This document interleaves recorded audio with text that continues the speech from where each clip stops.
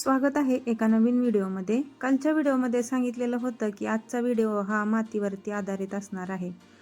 या व्हिडिओमध्ये आपण पाहणार आहोत आपण ज्या झाडांसाठी कुंड्या भरलेल्या आहेत त्यामधील माती जिवंत आहे की मृत आहे हे कसं ओळखायचं. आणि जो मागे व्हिडिओ दिसत आहे ती मी झाडांसाठी भरलेल्या मातीच्या कुंड्या आहेत. यामध्ये 80% कचरा आहे आणि 20%च माती आहे. तरीसुद्धा भरपूर असा बदल आहे. तर तो कशामुळे बदल झालेला आहे? मातीच्या फरकामुळे कुठल्या कुठल्या कुंड्यांमध्ये पाणी साठून राहिले, कुठली माती कोरडी झाली आहे, तर हे तुम्हाला व्हिडिओमध्ये सांगते. मातींचेही भरपूर प्रकार आहेत. आधी तुम्हाला कोणत्या प्रकारची माती आहे ते सांगते आणि त्याच्या पुढे त्याची माहिती देते. जसे डॉक्टर नाडी बघून आजार ओळखतात तसेच आपणही आपल्या कुंडीतील मातीचे निरीक्षण करून तिचे आरोग्य ओळखायचं आहे.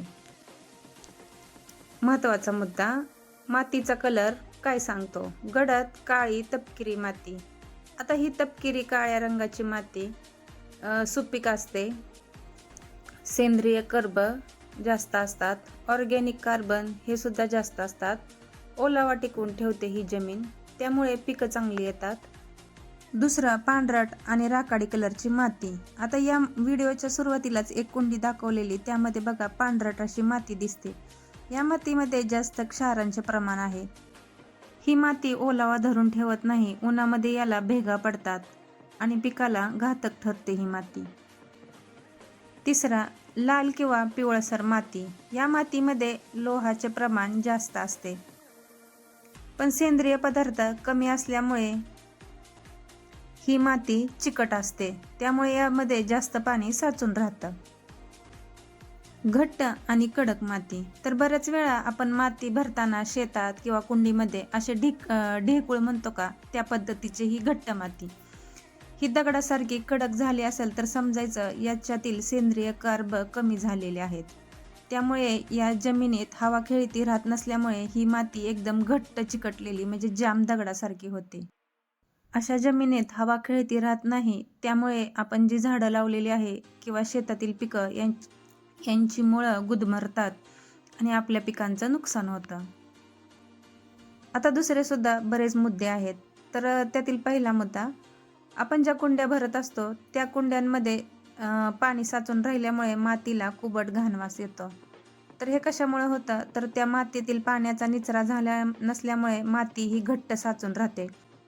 आणि जे मी व्हिडिओमध्ये तुम्हाला समोर दाखवत आहे तर या 3-4 कुंड्या आहेत तर त्या एकदम जाम झालेल्या आहेत. या कुंड्यातील मातीतील पाण्याचा निचरा नसल्या झाल्यामुळे याच्यामध्ये लावलेली रोपं सुद्धा मेलेली आहेत. आता ही माती आपण उपसून काढायची आणि याच्यामध्ये पुन्हा एकदा नव्याने माती भरायची. आता ह्या जाम झालेल्या कुंड्या कुठल्याच फायद्याच्या नसतात. याच्यामध्ये कोणताच भाजीपाला येत नाही. त्यामुळे बागकाम करताना सगळ्यात महत्त्वाचं काम हे शिकायचं की कुंड्या भरताना त्या योग्य पद्धतीने कशा भरायच्या. त्या कुंडी जेव्हा आपण कचऱ्याने मातीने भरतो, पाऊस आला तर तासनतास जर या कुंडीमध्ये पाणी साचून राहिलं तर ती आपली पद्धत चुकीची आहे. पाऊस येऊन गेला, अगदी तासाभरातच ही कुंडी रिकामी झाली तर समजायचं याच्यातून योग्य पद्धतीने पाण्याचा निचरा होत आहे. आता आपण जेव्हा कुंड्या भरतो मातीने कचऱ्याने, त्याचं कालांतराने खत होतं. आता ही जमीन आपली किती सुपीक झाली आहे हे कशावरनं समजायचं. एखादं पीक लावलेलं आहे, ते पीक त्याचं काम करतंय का. नुसतंच रोज जाऊन आपण कुंड्यांमध्ये पाणी टाकतो, पण पिकांनी सुद्धा त्यांचं काम केलं पाहिजे. व्हिडिओमध्ये तुम्हाला पुढं दिसत असेल मका लावलेली आहे. ती मका 2 दिवस पाणी नाही घातलं तर ती सुकलेली आहे. आणि हे लावलेलं पीक स्वतःचं काम स्वतः करतंय का हे सुद्धा निरीक्षण करायचं. जमिनीचा श्वास म्हणजे सेंद्रिय कर्ब. जसं की आपल्या शरीरात कसं रक्ताचं महत्त्व आहे तसंच जमिनीला सुद्धा रक्ताचा पुरवठा म्हणजेच हे सेंद्रिय कार्ब हे जमिनीतून ही पिकं घेत असतात. जसं आपल्या शरीरातील आपण रक्त किती टक्के आहे हे चेक करतो तसंच जमिनीतलं सुद्धा रक्तवाहिन्या म्हणजेच हे सेंद्रिय कर्ब. जमिनीला सुद्धा 0.8% वर कर्ब असले तर ही जमीन सुपीक आहे असं समजायचं.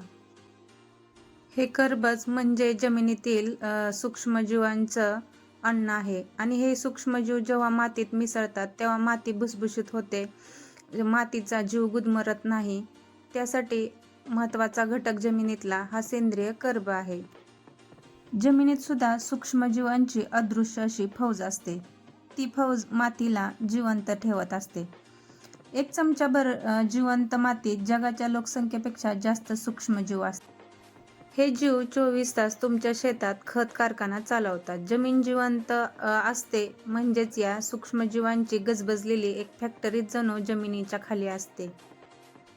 तर बऱ्याच व्हिडिओमध्ये सांगत असते, ज्यांना पण बागकाम करायचं आहे किंवा करत आहात तर सगळ्यात आधी या आपण मातीवरती काम करायला सुरुवात करायची. ही एकदा का माती सजीव झाली तर आपल्याला भरपूर सारे असे पिकं घेण्यासाठी मदत होत असते.